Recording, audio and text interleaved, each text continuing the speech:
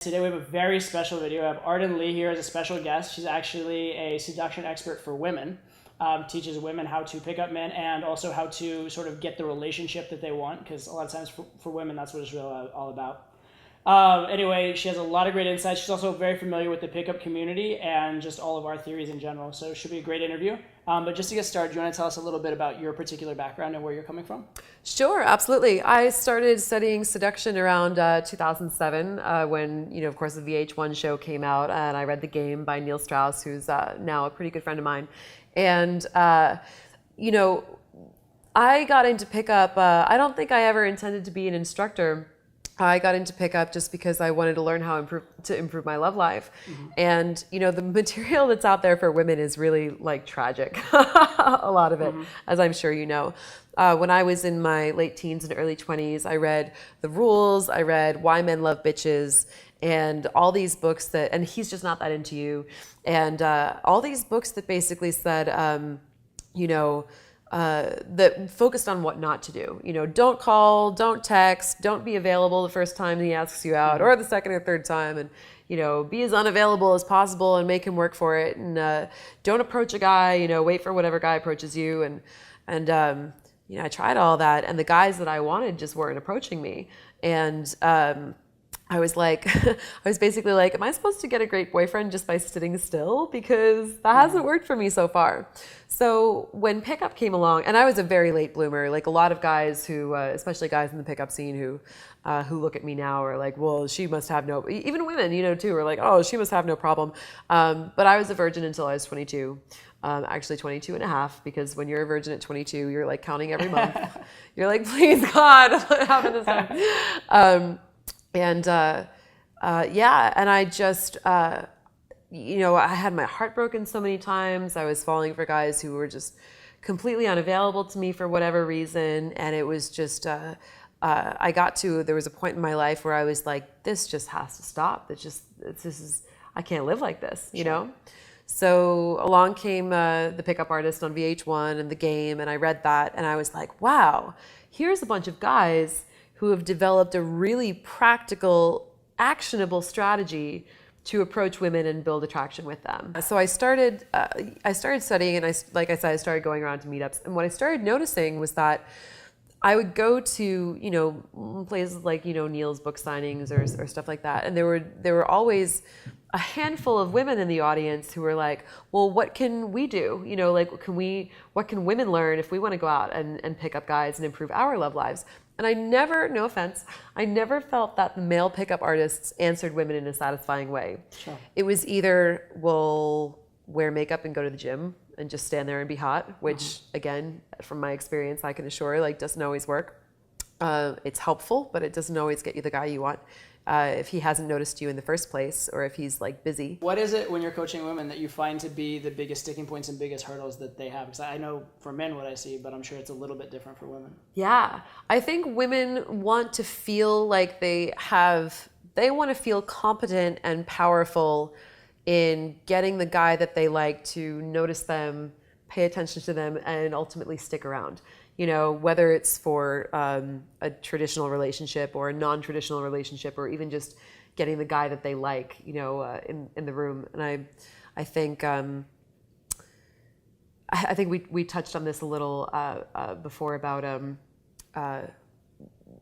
guy going out and picking up who maybe just wants a 10. He wants to go out to a bar and just find a girl that he's physically attracted to, whereas a woman wants to go out and find someone who is socially proofed and is the high value guy in the room. Maybe she wants the lead singer or the DJ or the artist at the exhibition or whatever it is. That way of being attracted to a guy who is the one who's surrounded, who's socially proofed, who's high value. For lack of a more descriptive term.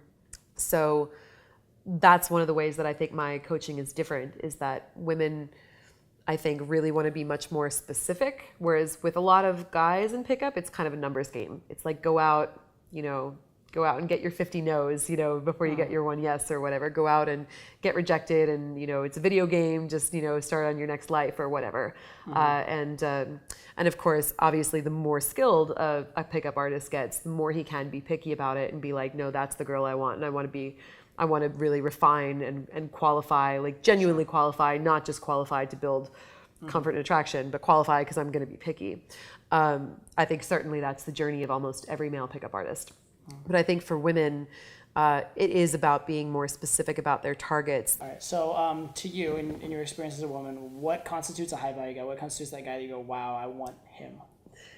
For me, that means someone who, first and foremost, is successful at doing what he loves.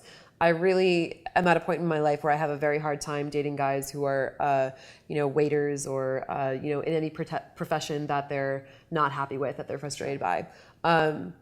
I think that said, if someone was really passionate about being a bartender, was like, I'm into mixology and I create all these cool things and happy with it, that would be great. That would be really cool. But there has to be that satisfaction with what he does and to be successful at it. And that doesn't mean necessarily being wealthy, but it means that he has his shit together and he's at a place in his life where he's happy.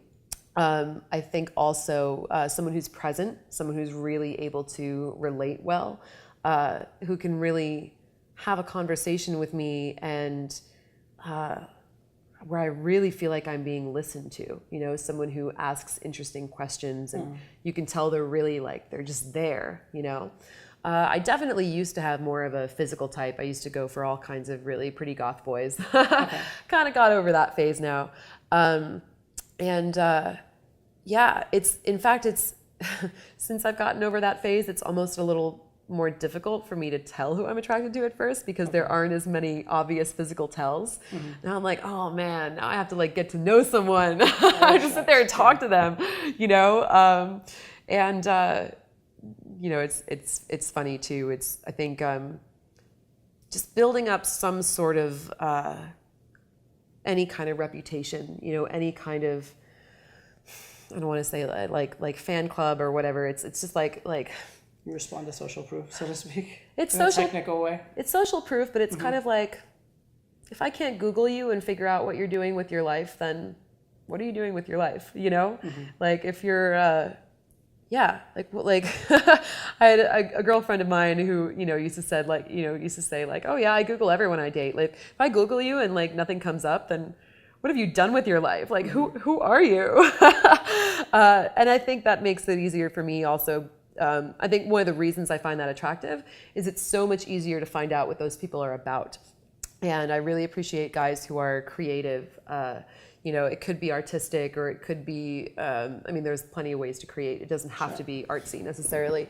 But in evaluating and studying their work, I can find out more about what makes them tick.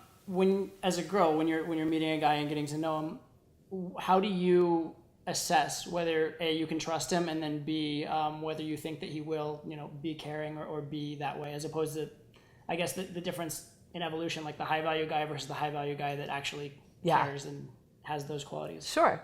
I think I have two answers to that question. And one is that there are some guys who are high valued enough already that it kind of doesn't matter. It kind of just, I want to experience that person. Maybe they're, I've dated a lot of musicians. Maybe it's a musician I've seen on stage, and for whatever reason, there's something about him that is attractive and compelling enough that I'm like, okay, maybe we haven't even spoken yet. Maybe I've just seen him from on stage, but maybe I've been whatever that is that he's going on, I've got to explore that and I've got to see what that is. Sure. And unfortunately, sometimes that has ended up being disappointing because because I've mistaken my fantasy of that person for who they really are. But at the very least, I'm like, well, I found out and I sated my curiosity and, it was whatever. It was a fun experience. And the other thing, if there isn't that immediate attraction at the outset, certainly I don't need to tell you and your students how to build attraction with a woman. I think you know that part already. But I know that what I look for before I really open myself up physically to someone, if I do care about a relationship and if I do care about a degree of intimacy and trust that's going to happen there, I look for signs that he is invested in me non-sexually. So, for example, if he remembers things about me that have nothing to do with sex, if he remembers what my favorite band is and is like, oh, hey, your favorite band is playing in town next weekend, or hey, I clipped out this article about this photographer because I thought you would like it because you mentioned X, Y, and Z, or you know, my current lover gave me DVDs of a TV show that he was like, I think you'll get this. Like this reminded me of you. Sure. And it was like it was so uncanny. It was so jarring. It was like, oh, wow, you're totally right. Like you've got me totally figured out, you know? And yeah, so that's definitely what I look for, those signs that, because honestly, I think a woman can tell if a guy is really just pushing a sexual agenda, because it's kind of ersatz, you know, it's kind of, there's not a lot of real effort that's put into it, because if you're, as a guy, if you're just looking to get laid, you know, you're going to throw out stuff that you could say to any girl, you know, the kind of typical, you know, well, there's a lot of attractive faces in here, like what makes you different, you know? And I've heard that before, and like that's fine for an initial pickup, an initial kind of like, let's get to know one another. Sure. But if there's going to be sex involved, I need to know that that guy gets me, and I need to see signs about that. What advice would you give to a girl who is not like super attractive? I mean, like for a guy, I always tell him, you know, looks don't matter that much, because you can convey a lot through your personality, you know, how you like women respond to power, those sorts of things. But for women, inherently as a man, I feel like that's kind of less true. Yeah. The looks do matter a bit more. So have you had clients that maybe don't name names or anything, but obviously who weren't as attractive, or they had different obstacles to deal with? Sure, but the thing about that is that, you know, sixes are like, the love lives of sixes are still just as valid as the love lives of tens. Sure. And the sixes are going to be competing for other sixes, you know? So it's the same exact game. They might just be playing in a slightly different pool, you know? So they still want to learn that skill set, even if they may be dating other people who are, you know, around the same attractiveness factor as they are. Okay, so I want to talk to you about some pickup related stuff, Yeah. and some girl related stuff in pickup. Definitely. Things that, like, cause I think, well, obviously based on execution and practice and what works, I kind of know the mechanics of things, but sometimes I don't know what's going on in the woman's mind that makes the mechanics work. Okay. So let's talk about shit tests. Yeah. Okay? When a woman gives a shit test, how conscious is she of what she's doing? Like, is she conscientiously saying, I'm testing this guy, or is it an instinctive biological thing that just comes out? Where does it come from? That's a really good question. Because I'm sort of a faulty test case, because because I do know the mechanics of it, and also because normally I'm the initiator. You know, I'm very, very difficult to pick up. The only people who have really been able to pick me up have done so with social proof, social circle mastery, and kind of getting in on my social circle and already being validated by people I know, or just making themselves so high value that I pursue them, you know, so that happens too. I don't think most women are aware that I don't think they're aware like of what a shit test is, or that they're doing something, but I think there is. Do you think it's like they feel nervous or unsure or distrusting a certain way, and then that's what comes out naturally? I think to a certain extent it's like, oh, is that your pickup line? I think that's their way of saying, is this you just looking to score with a hot girl at the bar, or is this really about me? You know, like, hey, let's be real, you know? And I think that's, in a weird way, I think that's a legitimate question. I'll literally sometimes like, and I'm sure this is, you know, on some level obnoxious, even when I'm trying to be helpful, but there are some times that I've literally said to a guy, like, you're doing X, Y, Z, and this is not helping. Like, please, like, you're really cute. Please don't ruin this. You know? And yeah, if I am not interested in a guy, I just won't waste his time. I think there's part of me that's a little afraid of leading someone on, because, you know, kind of the old adage of, you know, men are afraid that women are going to reject them, and women are afraid that men are going to kill them. So you know, that's a bit of an exaggeration, but I don't want to put out any mixed messages there and have some guy end up, because of my behavior, thinking that he's entitled to, you know, certain things with me or whatever, because that's just a bad, like, at best awkward, and at worst, like, potentially violent situation. Sure. So I will just shoot guys down right away. And if I throw up bitch shield to someone, like, part of me wants to be like, dude, I'm just saving you time. Like, just don't waste your time. Just go. There's plenty of other girls in the bar. I don't mean to be a bitch to you, but just, I'm trying to be nice, like move on. How do you reconcile the ideas of pickup as a girl, in the sense that, I mean, like, take for example, my girlfriend works with me. She writes my article, some of my articles, helps me co-write them. She's a professional author. Yeah. And knows all of what we do. And in a lot of ways, she's really supportive of it. But even her, and even knowing me and loving me, certain times she's like, well, this is a little manipulative. So as a woman, as someone who knows pickup and someone who kind of like teaches pickup from the other side, how much do you think it is manipulative, and how much do you think manipulation is kind of okay? What's your just stance on all of that? Yeah, I've had the M word thrown at me a few times. My response to that generally is like, we all have strategies to get what we want. And we've had them since we were babies, who learned that we needed to cry in order to be fed or held or whatever we needed. And over time, we have the opportunity to learn how to refine our strategies to be better at getting what we want. Or we can fall prey to the myth that anything other than whatever we naturally blurt out without thinking about it is honest and therefore somehow better. Sure. And I think that ethics are really important. I think that integrity is really important. I think it's important that your actions align with your intentions. I think it's important that you don't go out of your way to deceive someone. When I seduce someone, I am incredibly transparent about what I'm there for, you know? What do you think are the biggest insecurities that women have? Because I know what men have. They're afraid to approach, they're afraid to do this, that, and the other. Yeah. But I don't deal with the women other than the reactions they give. So what are women afraid of? And when you coach women, do you tell them to do like cold approach, or do you tell them to like subtly get in the guy's eyesight, or how do you coach that? I actually have, those are kind of two different questions. I'll try to answer them both. I actually have 3 different approach methods: indirect, semi-direct, and direct. So I teach all 3. And basically I want one of my students to have all 3 of those approaches in her kind of arsenal, so that she can apply whatever she feels most comfortable with or feels is best for the situation. There are some guys that you're going to need to direct approach because it's kind of the only way to get their attention. Too shy to like do it.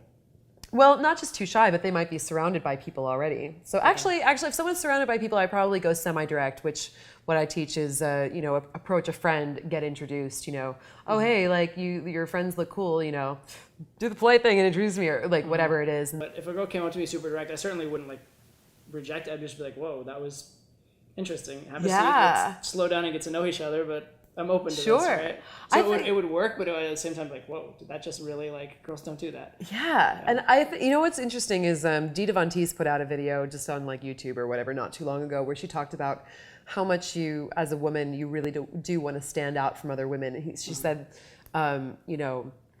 which is why for her it's about like always wearing the vintage lingerie and the hair and everything and maybe bathing in her lingerie and peeling off a stocking and throwing against the wall so it sticks or whatever, and she said and those are just her kind of things that she does because they relate to her brand, of course, but she's like, the reaction you're going for is, oh my God, I've never met anyone like you before. I think the most heartbreaking thing for a woman is to feel like she's replaceable. A woman really wants to feel like she's unique and that she adds something to her guy's life that no other woman can give. So I think that's something that's really important. So when I throw off a guy like that, whether it's by a direct approach or perhaps how much I like to sort of like flip the gender roles and objectify him sexually, in a way that a lot of guys aren't used to, or whatever it is, like I like those moments that I kind of throw someone a little bit because you're just lighting up parts of their brain that don't normally get accessed. So you mentioned 2 of the approaches. You said direct would be going straight to talk to them. Semi-direct would be talking to someone in their group. What would be indirect if semi-direct is already not talking to the person? Yeah, indirect is let's say you and I are at a bar, and I would lean against the bar like this and play with my hair. And all that. Yeah, and I'd wait until you looked at me, and then I'd wait until I caught you.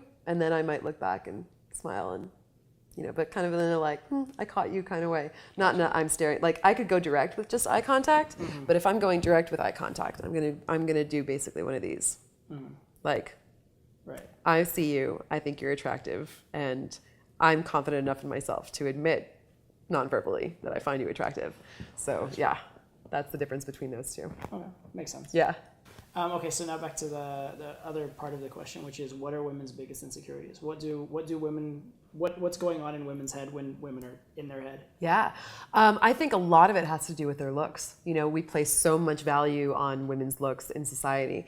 And if you look at the kind of things that women do to increase their market value, so to speak, you have women who will spend $10,000 on a boob job who aren't paying attention to their personalities, Sure. and they put so much effort into that. And that's really, I think, like where, it's like eventually the law of diminishing returns is going to kick in. You can't get that much hotter, but maybe you want to go like cultivate a hobby or read some books and be a little more interesting or whatever. So I think just those clues alone tell you that is where a woman is insecure. And I think also, what a lot of times, even if she has done the look stuff and is kind of lacking the personality part, she's still more likely to be insecure about the looks.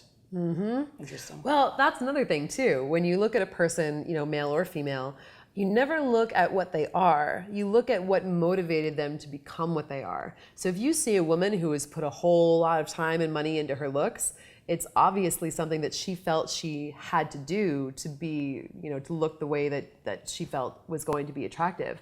Mm-hmm. And I think it's actually like when you see a woman who hasn't put as much effort into herself, that she is more secure and more comfortable in herself and in her looks. Okay, so you said that you actually will approach guys, which is commendable, and I wish more girls did it.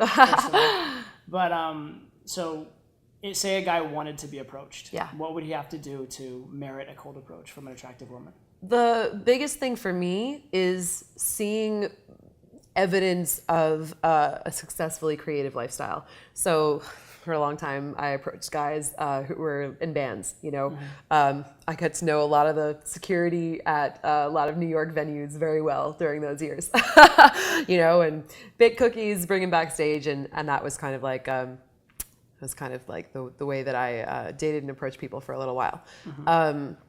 So again, it just helps to have something going on in your life. It helps to have, I think social proof is also good,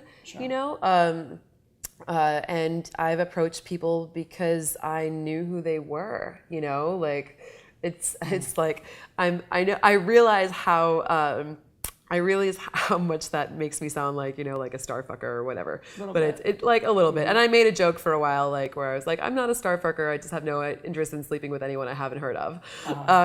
Which, I'm just making a joke about that. But the thing about that is that if you already have a reputation that precedes you, then I know something about you. Again, it's just like a shortcut. Sure. It's me saying I am not wasting my time getting to know someone where I don't know what value they bring to the table already. So for me, it's just a shortcut to what I find attractive.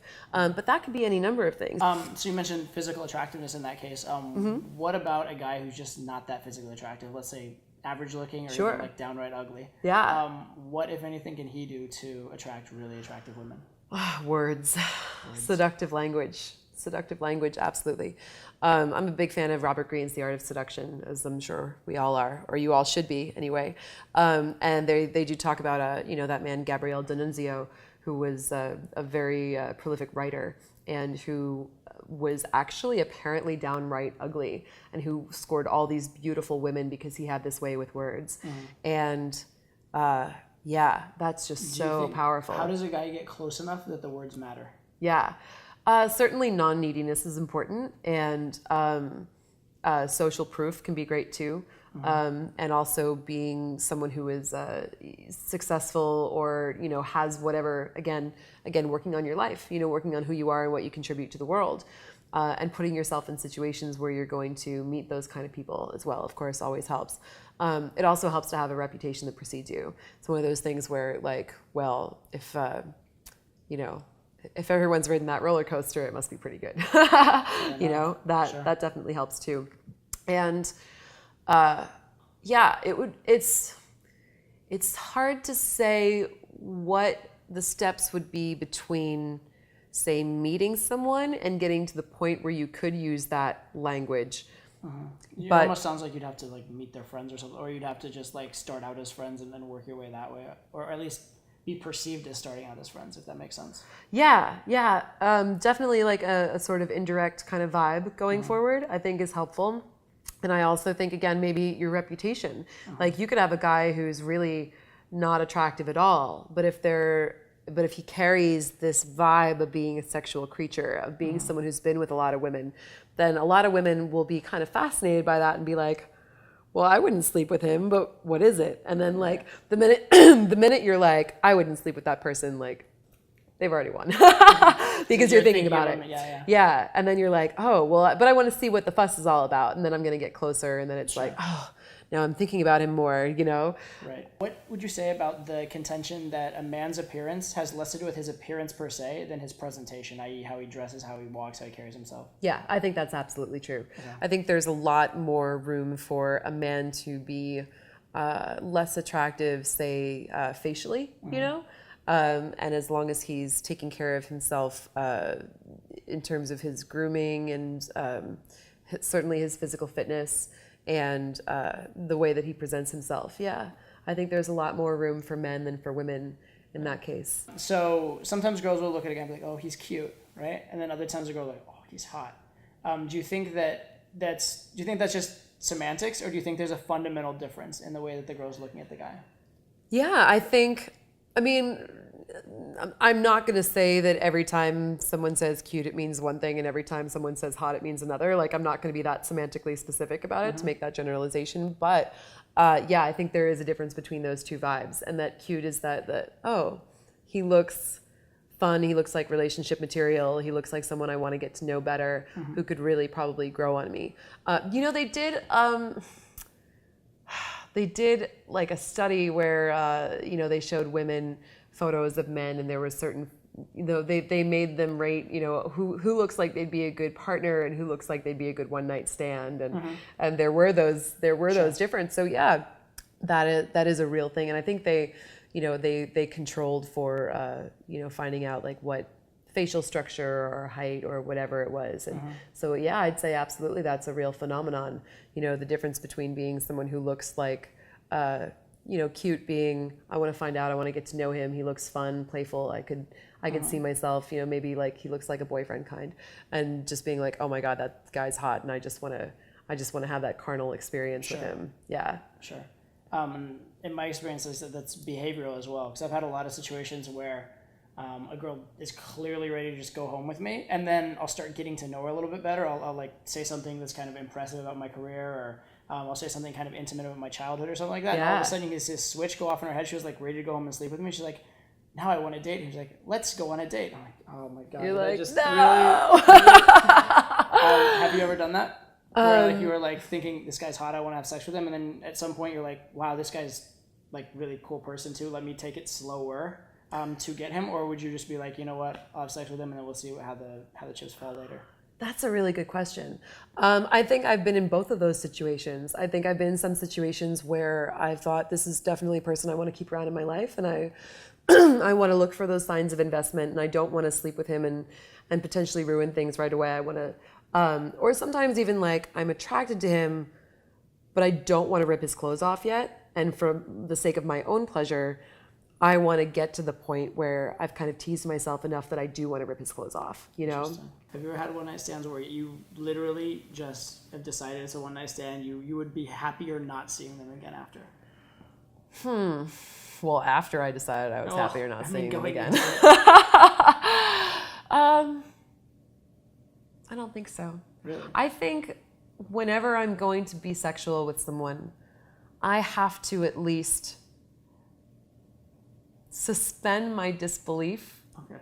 And I think well put. Yeah, and at least sell myself on a fantasy that there's something really meaningful with this person, you know? Even if it's not a traditional relationship. Sure. Maybe it's just a grand affair or whatever, but maybe I'll be longing for them for the rest of my life or whatever. I think I have to convince myself of that in order to make that sex fun and meaningful. Makes sense. Yeah. I would agree with that from my own experience about 90% of the time. Yeah. 10%. So what is it that will put a guy in that category of one night stand, fantasy guy versus, could be something long term? What are the criteria, the factors that make that distinction? I think for me, the one night stand thing is, I feel so slutty saying this. I think it's a little bit about conquest, you know? Mm-hmm. So when I go into something and I'm like, I'm prepared for this to just be a one night stand and it is what it is, it's a matter of, I want to take this opportunity to have sex with this person now, even if it means jeopardizing things in the long run, because I want to say that I had sex with this person for my, not that I want to brag about it online or anything, but like I want to set for my own edification. I want to give myself this experience. So that happens a lot with like, you know, the band guys, you know, the guys that I idolize from afar. I'm like, I want that experience. And if they don't stick around, it will have been worth it. Whereas the guy that I want something long-term with is like, this guy has real potential and I really don't want to lose this chance, you know? Do you feel that the guys will judge you different, like the long-term guys, they would judge you differently if you did have sex with them the first night? A little bit sometimes, yeah. I feel like there is some, but that's not really the main reason. Again, the main reason is about stoking that fire and that intimacy to really build that tension to the point where there's like something way different about sex with someone that you're idolizing, that you've just met and you want to have that experience with, between that kind of sex and the sex where you've gotten to know someone, you've had that good night kiss and you go home and you're like, oh, damn, that was the right thing to do, but wow, I wish they were here in my bed right now. And then you masturbate and you think about them. And that, like, even that alone, I think builds up that kind of oxytocin, you know? And, oh man, if I have an experience where a guy turns me down for sex, like where he gives me, you know, I got the line from a guy once where, you know, he was clearly interested in me, but he was like, well, you know, I have an early morning tomorrow and I'm not a sprinter, I'm a marathon runner. And I'm like, I'm like, don't you know I wore my nice underwear tonight? I'm kidding, all my underwear is nice. But there's that like, wow, that just drives me insane. Like there's almost nothing that will get me hornier for a guy than if like I give him the green light for sex and he's like, I really like you, but let's wait a little while. And it's so, I hate it, it's so frustrating. I can't believe I'm telling you guys this. Don't do that to me, it's awful. Because of your experiences and the things you've done probably are much more sexually comfortable and competent probably than most women. Do you think for a woman that would be less versed in sex and maybe less confident overall, that tendency to prefer a dominant man would be even more pronounced? It's possible. I think it does take a lot of confidence to be a dominant woman. I think that the less confident a woman is sexually, the more important it is for a man to be comfortable with sex. Because it's kind of that, you know, the strongest frame wins thing. If you can go into a sexual experience being like, yeah, this is cool, this is fun, this is no pressure, you know, comfortable, whatever, then the more you're going to make that woman feel comfortable and feel okay, you know, and the more she's going to be able to open up. And again, not feel those insecurities about like, how do I look? Or, I mean, she'll probably still feel them, but it'll be less of a big deal because it doesn't feel like there's so much pressure. Yeah, I mean, both people are uncomfortable. The vibe's going to be uncomfortable. Yeah, sure. Right, cool. So being involved with the pickup community and having our relationships and being known as pickup artists one way or another, I've always been in relationships that have been non-monogamous, always been sort of dating multiple people, or currently I'm dating someone who I have threesomes with and dating multiple people. But so I haven't had a lot of traditional relationships. And as a guy, I find that's a very appealing concept and very appealing thought to a lot of guys. But I haven't found as many women who that's their primary sort of view of a relationship. But in talking with you, you have been in a lot of non-monogamous relationships. So how do you view that type of relationship as a woman? Yeah, I just think that maybe partly it's the crowd that I hang out with because the sex educator scene overlaps a lot with the kink scene, overlaps a lot with the poly scene, and you just get that feeling that it is a lot more normal. So maybe it's the people I hang out with. But I think also we're seeing a big swing toward non-monogamy in general. Even Dan Savage coming out and coining the term monogamish, where it's kind of like, yeah, which is probably the closest to what I am. I consider myself a primary-oriented non-monogamist, which means I want one person who's my partner, who's my primary, but I am not threatened by not being bound by strict monogamy sexually. Partly because I think we all can acknowledge that love and sex are not the same thing, but people conflate them so often, and they're like, you cheated on me, how could you? Don't you love me? Yes, I love you. I still wanted to fuck someone else. Wanting to fuck someone and loving them are not the same thing. But we know this. Why are we still mixing those things up? And I think that, honestly, first of all, I think that monogamy is just a lot less realistic than people think it is, because we see cheating all the time. We see divorce, So would I love for me to be the only person that my current lover wants to sleep with for the rest of his life? Yeah, that would be ideal. But it's not realistic because, again, just because you want to fuck someone doesn't mean that you love them. You might just want to experience that, experience sexual intimacy with a person without being in love. And I think that trying to constrict that, trying to fence someone in and keep him bound by a promise, by an obligation, like you gave me your word, you're never going to stick your penis in anybody else. I think that is a lot more dangerous than letting someone have that room to play and experiment and trusting that he's going to come back to me because that person does love me, because, again, sex and love are not the same thing.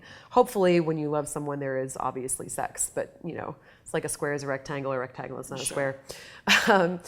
And I would much rather, a partner that I'm with, if he's out and an opportunity presents itself to him, I would rather he be able to take that opportunity and say, isn't it cool that I have an awesome girlfriend who is secure enough that I can go and do this and have this experience for myself and know that I'm going to return to her, rather than saying, oh, God damn it, this girl is really hot and I know I could hit it tonight, but I have a girlfriend. And having that resentment slowly build up. And truthfully, I say this, thus far I've answered this question about, a man's desire to have sex. But truthfully, I've had that desire too. Like I've been in that situation. And I've found that in being both in monogamous relationships and non-monogamous relationships, when I'm not able to scratch that itch with a person, it festers and it grows. And then this fantasy grows in my head where I'm like, this person whom I've not been able to be intimate with, and therefore I don't know all their little quirks and flaws, looks so perfect because I can't be with them, as opposed to my current partner who is maybe not meeting all my needs and who, like, I'm seeing his flaws up close.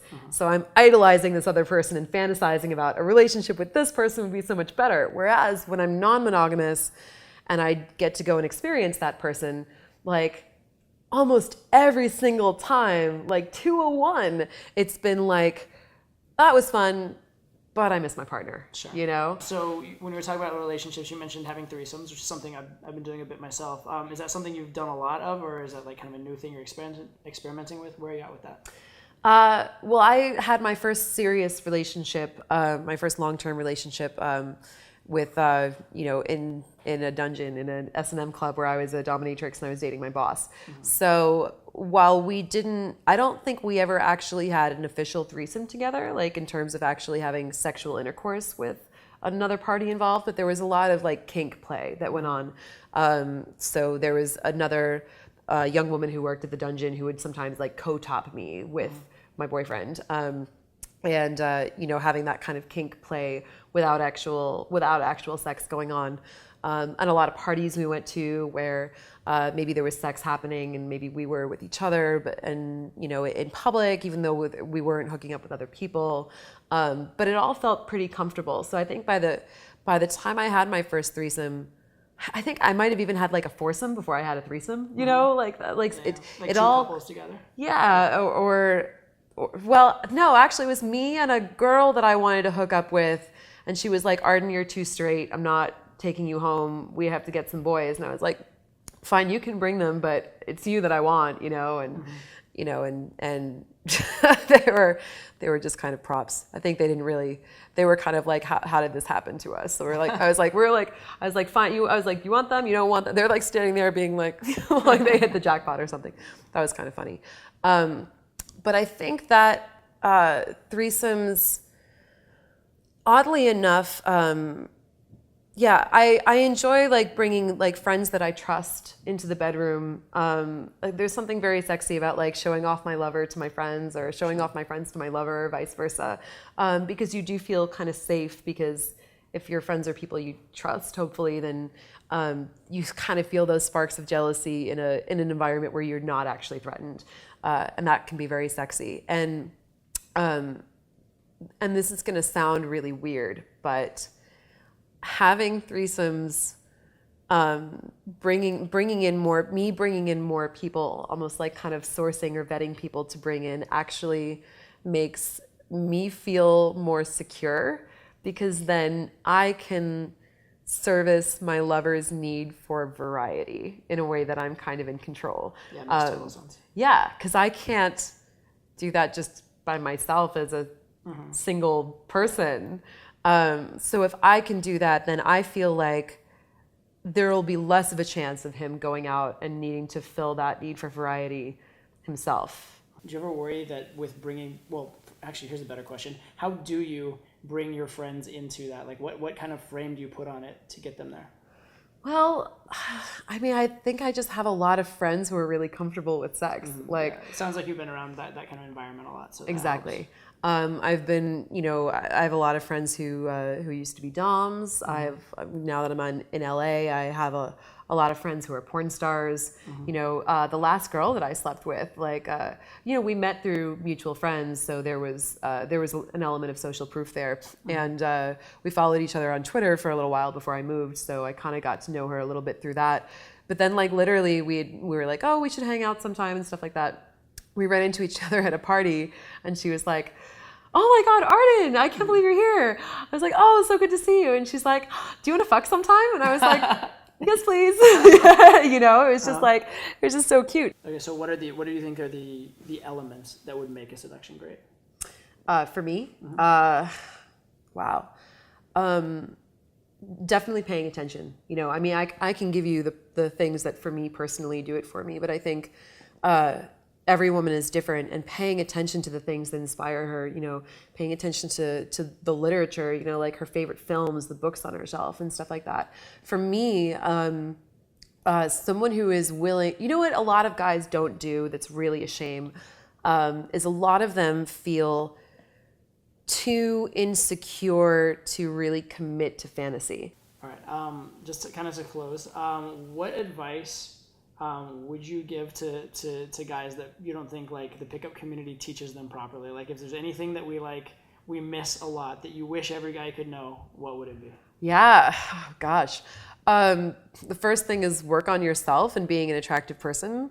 Like, you can learn, like, even if you're the best approacher in the world, like, I don't think there's any woman who wants to date a boyfriend, like a boyfriend who's like, his claim to fame is he's like the world's best approacher. Like, I'm the world's best cold approach artist, and also, again, don't be afraid to commit to fantasy. Even if it may feel feminine, go see Twilight, read 50 Shades. I don't even like 50 Shades of Grey, but clearly there are a lot of women who do. Read the fantasy material that women are reading. Go see those movies, like that's like your cheat sheet, They're all looking for a kind of fantasy figure that appeals to them in that way. Don't be afraid if it's a little bit feminine. It's still deeply seductive. And finally, just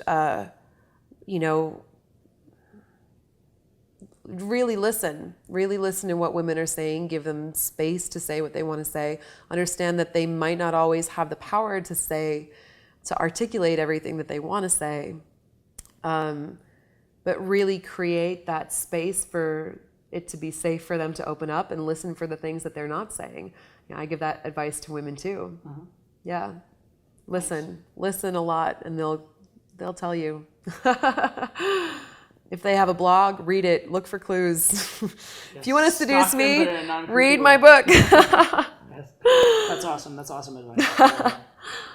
Awesome advice throughout, and I think really eye-opening in a lot of ways. Cool. I'm glad it was helpful. Yeah, definitely. Thank you so much for your time. And for thank you. It was a pleasure. Absolutely.